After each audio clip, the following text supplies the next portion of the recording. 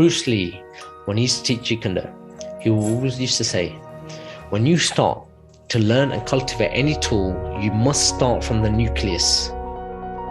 Most people don't get over the first bit, let alone realize who they really are, in which case they're never going to act authentically. And if you don't act authentically, then whatever comes out your mouth is going to be misaligned with who you are and potentially misaligned with what's happening out there, because you've got no sense of reference. Things that are happening on the outside influencing you on the inside, right? And taking you off your track, right? Which is when you start to lose your way. And, they say the true definition of evil is that thing that, if this is my path, is that thing that moves you away from your true self.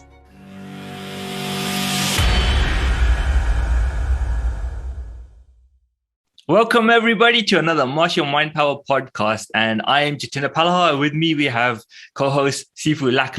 Sifu Lak, welcome back to another Martial Mind Power podcast. How's your week been? Been awesome, man. Awesome week. Mustn't complain. How's yours? It's been good. Just getting on with stuff as we all do, and just thinking what else can we do to serve our community, right? So absolutely. 100%, man. 100%. Cool, man. So we're going to go back to the almighty book, The Art of Thinking Without Thinking. And we're going to do one of our magical flickety flicks to see what wisdom the book wants to share with us. So are you going to say stop, or shall I just randomly pick something? You go, man. You go. All you. Okay, we'll stop there. Okay. Outside in and inside out. What page you on? That is 558. Let me show the picture on this koan. Okay. So that's like a sparky type of light bulb. That's right, man. It's a light bulb with loads of sparkles coming off it. All right. So outside in, inside out. So do you want to share what comes to you with this one, JT? Okay, interesting one. That's the thing about these koans. They get you to think about things and thinking, what could it mean? And as Sifu Lak says, there's not necessarily any right or wrong answers. There's a guide in the book. So in regards to outside in and inside out. That's a deep one in many different ways, but the example I'm going to use is, for example, just people. When you come across people, on the outside, they may appear to be a certain way, but on the inside, they may not be, right? And vice versa. Like on the inside, you may be a particular way, but on the outside, you're not. And how the way you come across kind of thing, that's just that kind of example. So it could be along the lines of, not necessarily judging a book by its cover because of what's inside it, and vice versa. That's what comes to mind when we hear that one. Very good. You're kind of connected with that one very well. Well, on that note, to elaborate, quite often, and especially when you're immature, that means you're in the process of maturing and acquiring wisdom, so, i.e. you're still learning. And everyone's at a different level of maturity, but the more immature you are, the more you are easily swayed by what's happening on the outside. Why? Because you don't have a sense of inner navigation, okay? So what happens is you tend to respond. In fact, I want to use the word react. You tend to react to what's happening outside of you. Okay. So I'll give you an example. When you're a teenager, okay. When you're a teenager, you become very cognizant of what's happening within your peer community. Okay.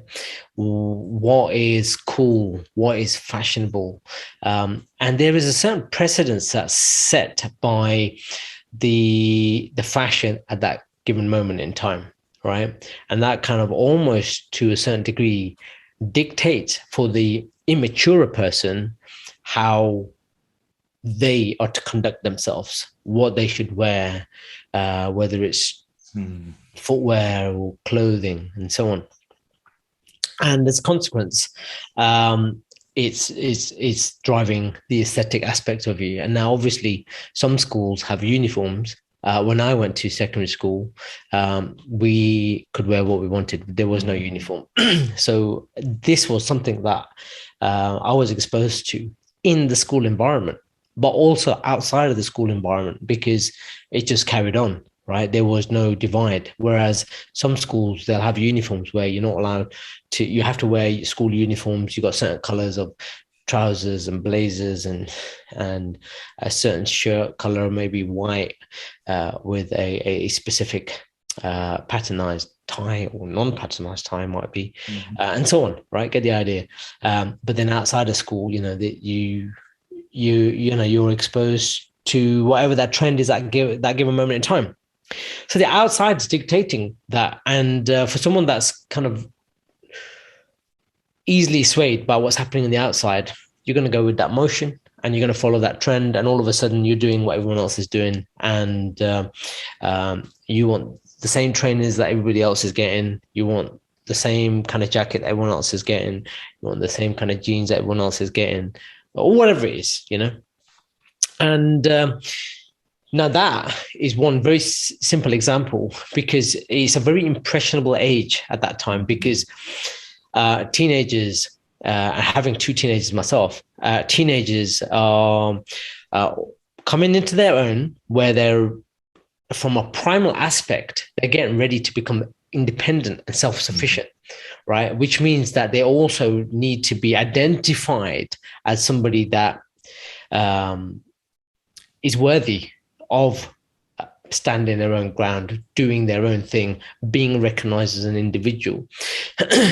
But within that all, right, there is something far greater, right? Far greater. Now, we've just taken a fashion example here, right? But the far greater aspect of it is what's happening on the inside, because the external environment could be programming us to act a certain way, to wear certain things, and so on. Even whatever we consume in by ways of nutrition as well, right? But on the inside out, this whole new story. And on the inside out, we have what I call the essence of our spiritual self, right? Or our true, authentic high self.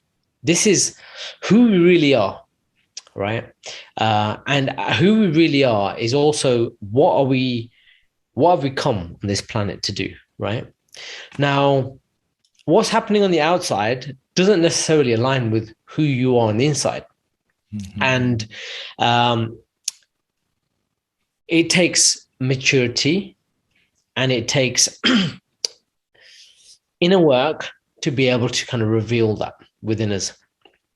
And also, when you do eventually reveal that, it will become a blueprint for everything you do, because you know that if there's things that are externally trying to influence and affect you that don't align with your blueprint, your spiritual essence, as I call it, or your true authentic high self, you're not going to do it. You should be in a position to say, no, this doesn't align with me well. I'm going to choose a different way. I'm going to choose to politely decline, or I'm going to withdraw from this, but thank you so much for your kind consideration in this matter, whatever it might be. So that all your energy is invested in that thing which honors your true, authentic high self. Okay. Now, when you start operating that way, you start creating this magical effect, right? And this magical effect allows everything that you put your energy into to expand, right? In such a way that it's effortless and easy. Why? Because that's how it's meant to be. To get to that point, there's going to be struggle because you need to realize who you are and put the work into it until it starts to pick up the momentum to start to grow and expand. But once you've got that ball rolling, it just keeps going. Okay. And most people don't get over the first bit, let alone realize who they really are, in which case they're never going to act authentically. And if you don't act authentically, then whatever comes out your mouth is going to be misaligned with who you are and potentially misaligned with what's happening out there, because you've got no sense of reference. You've got no reference point. And you need a reference point. And that reference point is always you. Now, let me give you another martial arts example. Bruce Lee, when he used to teach Jeet Kune Do, he always used to say, when you start to learn and cultivate any tool, you must start from the nucleus, okay? And then work outwards, okay? Now, the idea of working at the nucleus is, let's say you're learning how to do a lead punch, okay? What we call a straight lead. The idea is the nucleus of doing the straight lead is to do that straight lead just using your arm and nothing else, okay?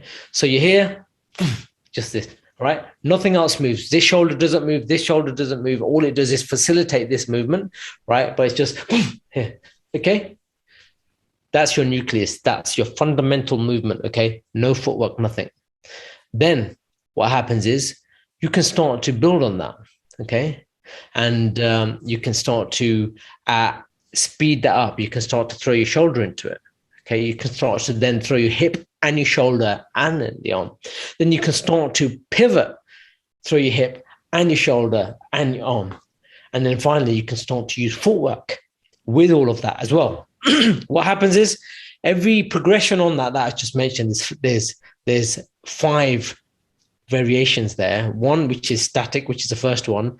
And there's 4, which are the progressions on that. The first one is a nucleus, no movement, no footwork, should I say, only the basic movement of the arm itself, the straight lead itself, which we call the flicker jab, right? So you got the flicker jab, right? The second one is shoulder projection and then the flicker. So we call that the speed jab. So it's yeah, right? So this moves first, right? And then after that, you've got the power jab, right? Where you go hip first, okay? So your body moves first, right? Because you're jutting your hip over you and your knee over your front toes, and you're here, okay? So what happens there? And then you move back, so it's here, okay? Right? So that hips moving forwards, shoulders moving forwards, and then the strike. Now that's you creating a deeper shot. Then the last one is, the fourth one is, you pivot on the back foot, you hip jut, you shoulder project forwards, and then you throw the strike. So it's here, okay? Right? That's called the full depth straight lead. And then finally, you've got one where you do the movement as well. So you do a push step and you do the rear pivot, you do the hip jut, you do the shoulder projection and the flicker jab, okay? So it's all one piece. I mean, just describing that to people who are listening, it's unique to watch because it's like a breakdown of this one motion. When you see the whole thing, it's like this lunge, almost like a little lunge, but it's a breakdown of that. So when you see it, it's like the whole body's going into it. It's not just one bit after another. And that's quite powerful to see because it's one movement, right? Yeah, absolutely.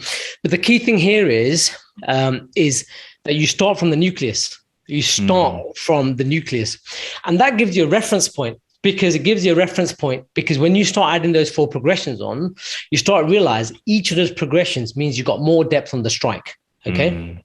Right. The shoulder projection gives you more depth. So if you see the end of my hand, right, this is just a flicker. Now I do the shoulder projection, my hand moves forwards. Now I do my hip projection, hand moves forwards. Now I do the rear pivot, hand moves forwards. Now I do the footwork. If I did the footwork, my hand's going to move even deeper through, right? I am creating a reference point between where I am and my opponent's target, knowing the length of my weapon in those variations, right? Make sense?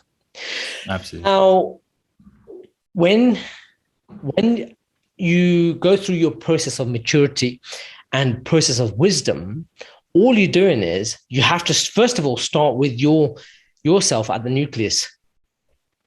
And then you start to expand, okay, from the nucleus outwards. And because you have a reference point to who you are and where you are, you can respond intelligently to everything that's happening around you dynamically, all right? And that way you can navigate through life with a divine intelligence. And that divine intelligence, because you recognize your own divinity within you. And I say own divinity, people think, what the hell does that mean? Right? And some people say, that's sacrilege. You just said divinity and hell in the same sentence, right? But what this means is that you know who you are. You know why you came here. You know what you're meant to do.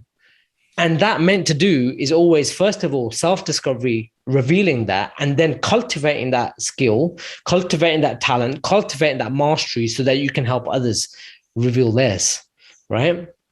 And that's when you put that all together, right? This koan is outside in, things that are happening on the outside influencing you on the inside, right? And taking you off your track, right? Which is when you start to lose your way. And, you know, they say the true definition of evil is that thing that, if this is my path, is that thing that moves you away from your true self. Okay. And then you've got the inside out where you are now on your path, right? And then you just do that thing. Okay. And express that outwardly to help others.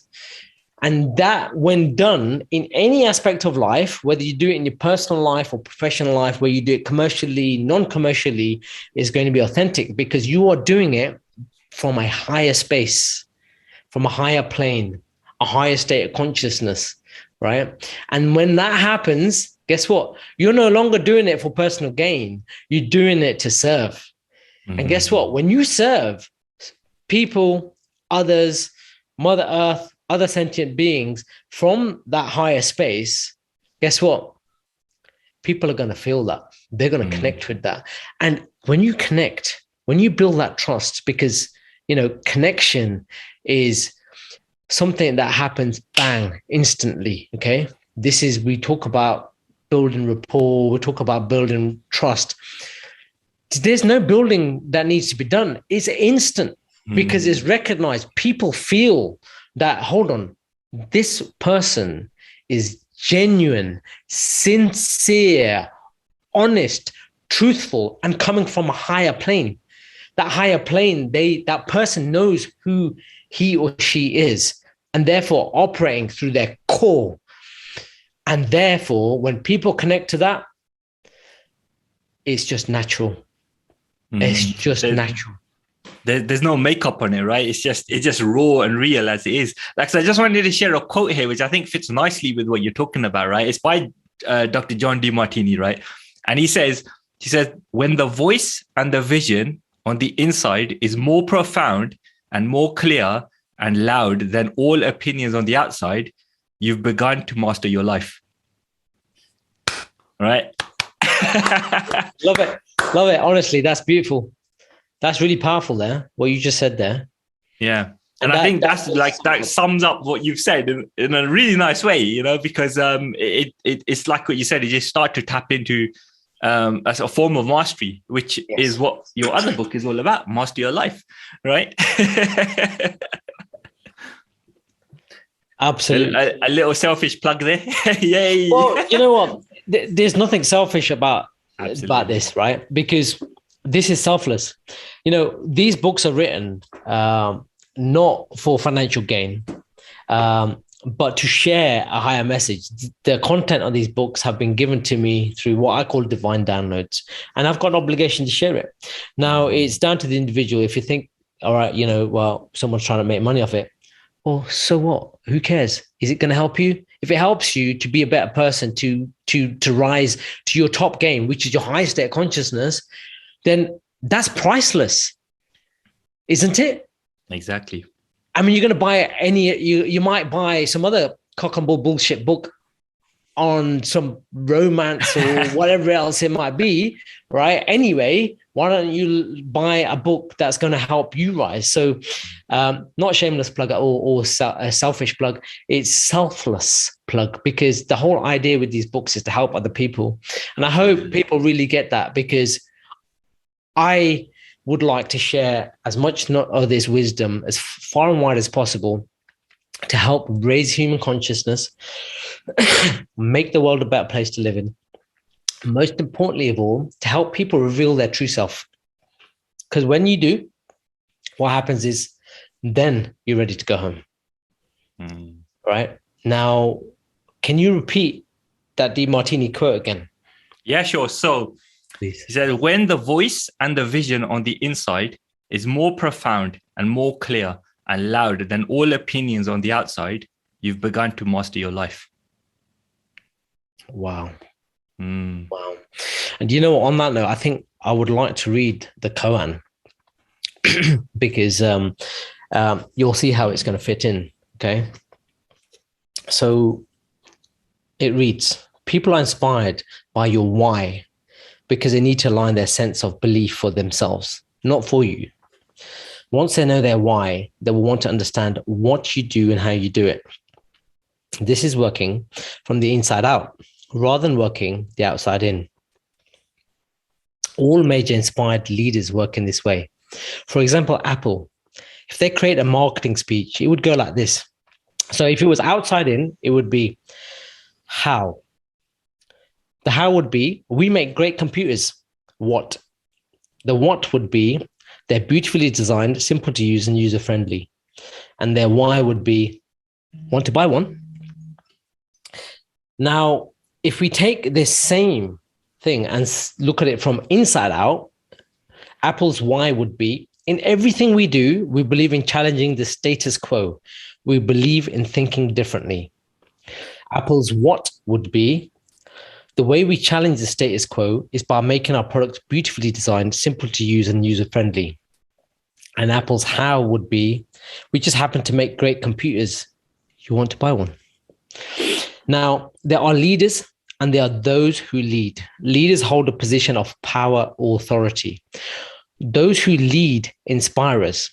We follow those individuals, organizations who lead, not just leaders, not because we have to, because we want to.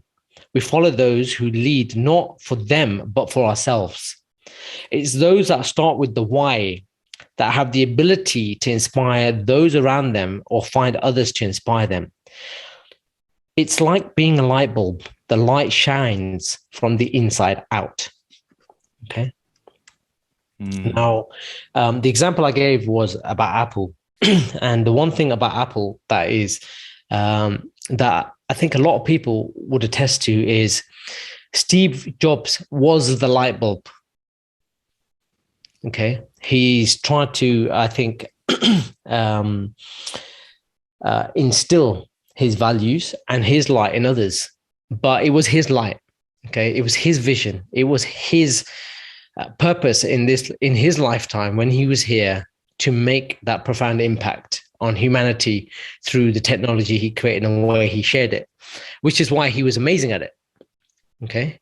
And why he revolutionized the way technology has been adopted as a lifestyle, products to help make life comfortable, help make life convenient, and help catapult the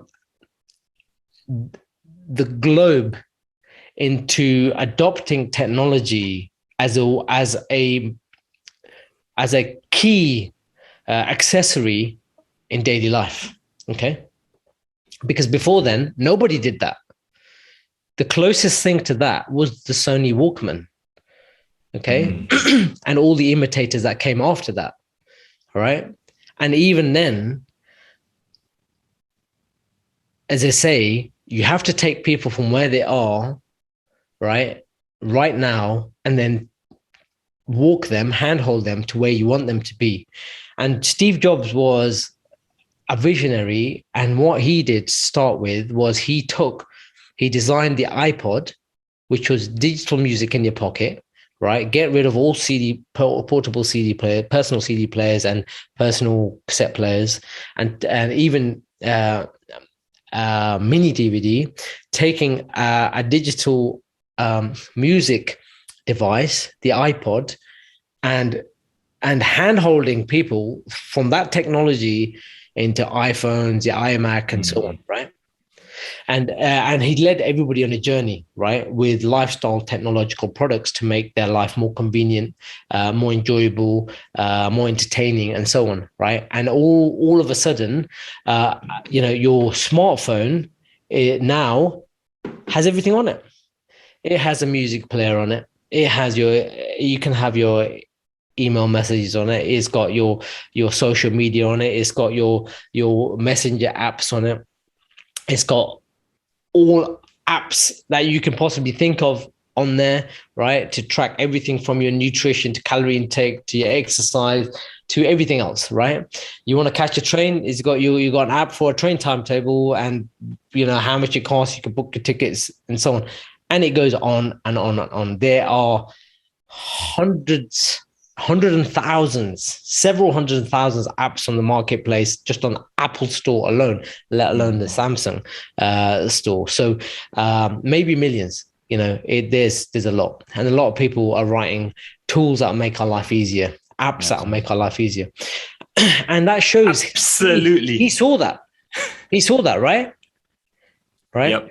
Yep. Now, what have you seen? What is your service in this world? So I wanted to share that because that kind of really kind of highlights how Apple's authenticity in the way they would do something, because they know in personal development, you'd call it knowing your why. And Simon Sinek is quite big on knowing your why. So if anybody wants to learn more about understanding what the why is, right?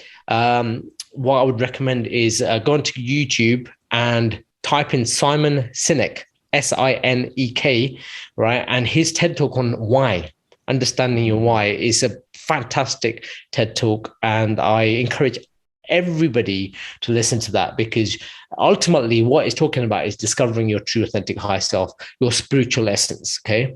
And acting congruently with that, in harmony with that, in alignment with that. And as you just quoted, is having a vision and a voice that's louder than the outside. Yeah. But that doesn't mean you're shouting. Just in case people think that you have to shout, because you don't. You do that humbly. You do that with humility. Yeah. Right. Exactly. It's fascinating, because when you've been sharing that, it's like what comes to mind visually is almost like we grow up and we're learning these things and we're taking on perceptions. We're trying to make sense of the world, right? And then it's like a learning phase, and then we get to a stage where we say, okay, now I've got so much information. What am I doing with this, right? And we start to change the way we've tried to almost like form an identity out of it to say, this is what I'm about. And it's almost like you learn and then you have to unlearn to realize, where you fit in all of this kind of thing and what things mean to you, isn't it? Yeah. And I think that's a fascinating thing, because you take away, the noise basically, and all that's left is just like the raw you, right? Absolutely. Bruce had this beautiful saying, right? And he said, hack away the unessential, right? And he said, it's like you've got a block of clay. How you're going to chip away at that block of clay to reveal who you are inside that, and ultimately we start as nothing, as when we're born. There's, other than the fact that we come with our spiritual essence, but we don't know how to express that, because we don't have any control over our limbs, let alone be able to communicate that through verbal instructions, right? Because you can't talk as a baby, right?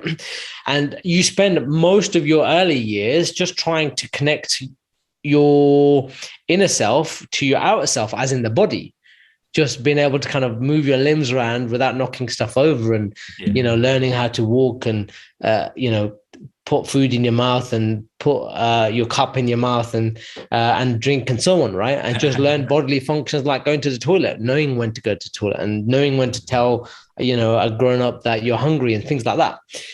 So you lose sight of all of that. You disconnect from all of that. And before you know it, you're a clump of clay, right? Because loads of clay has been added to you because of external conditioning, right? Environmental conditioning.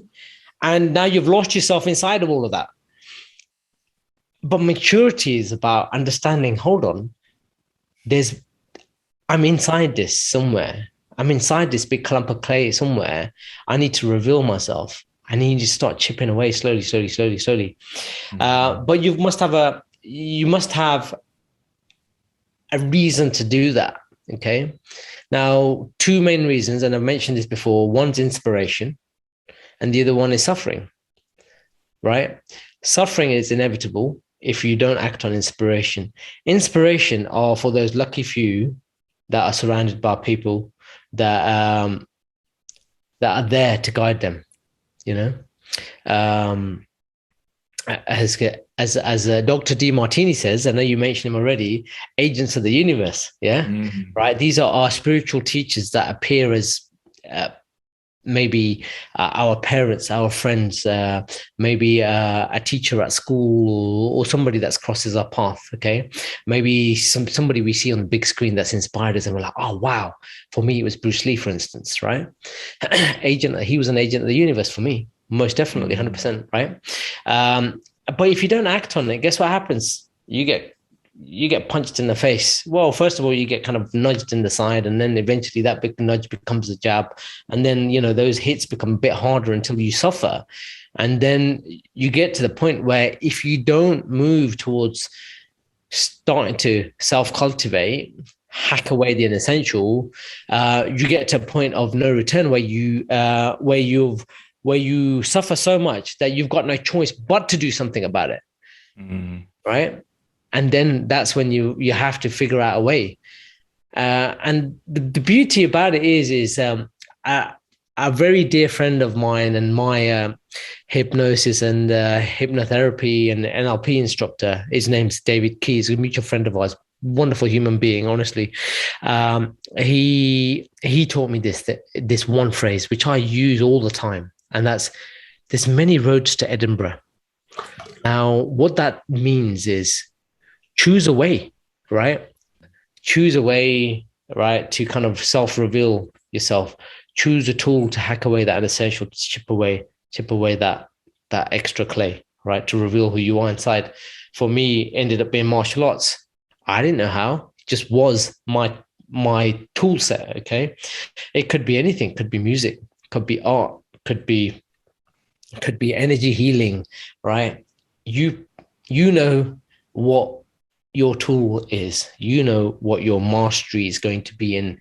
You was born with it, right? So I don't need to tell you, but all you need to know is reveal that inside you. And there's something called nitya mukta, right? And what that means is there's something called Svadharma, right? Svadharma means your true path, okay, right? Now, the thing is, when you're not on your true path, right, you need to recognize and realize what that is in order to go back onto it, right? But we all have nitya mukta, right? That means inner freedom. We all have self-realization. We're all connected to the divine. The only difference is we're not aware of it. That's the only thing. We're all connected to it, but we're just not aware of it, right? It's like you could think about, if you wanted to think about, if you've got a fan, right, an electric fan, right, a portable electric fan. Does that fan realize it's connected to a battery when it's working? Probably not. Yeah. Right. Until it's disconnected. Right. But it always was connected to it. Right. Let's say it's a working fan. Right. And it's a bit like that. You're always connected. You're all plugged in, but you're just not aware of it. Does a fish know it's in water? Let me rephrase that. Does a deep water fish know it's in water? Chances is no, because it's never been up to the surface to realize there's air up on outside the boundary of that surface, right, of water, right? Which is why I said deep water fish, because they will only stay at the bottom. Does it know it's in water? No, of course it doesn't. But is it always connected to water? 100%. Yeah. Right. So just like that. And so we're always connected to this ocean of consciousness, this divine intelligence, right? But we just don't know it. And all we need to do is just take that veil down, remove that veil, right? And then that's when we step into it, right? And that just takes a little bit of work, right? A lifetime's worth of work. But in the overall scheme of things, right? If our Mother Earth is billions of years old and our cosmos is gazillions of years old, 80, 90, 100 years, however lucky you are to live, however many years you live, in the overall scheme of things is nothing, right? It's insignificant. It's not even a drop in the ocean. That's how insignificant it is. So all we're trying to do is reconnect with that, right? Yeah. Absolutely. Lax, I think before we get really deep into it, we'll disconnect from this one and we'll bring up these topics in another podcast. And as always, people, if you want to find out more, obviously get The Art of Thinking Without Thinking or Master Your Life. And they're available on Amazon, or simply just go to masteryourmindpower.com. And any last words, Lax, before we sign off? Do the inner work, man. And express it outwardly. That's it. Work inside out. Simple as that. Absolutely. Not outside in. But that requires cultivating wisdom. And cultivating wisdom comes through learning. And sitting on knowledge alone is useless, right? You need to act on it, right? So take your time. Be gentle on yourself during that process and enjoy it. Enjoy the journey, because that's all there is in the end, right? And remember, you're always connected to everything. Just start to become aware of it. And remember, folks, if you can't go outside, go inside. All right. Thank you. Well, that was a short one for the pandemic, right? Yeah, that's right. All right, Sifu, thank you very much. And peeps, we hope you enjoy that. And until next time, signing out. Thank you very much. Thank you very much, guys.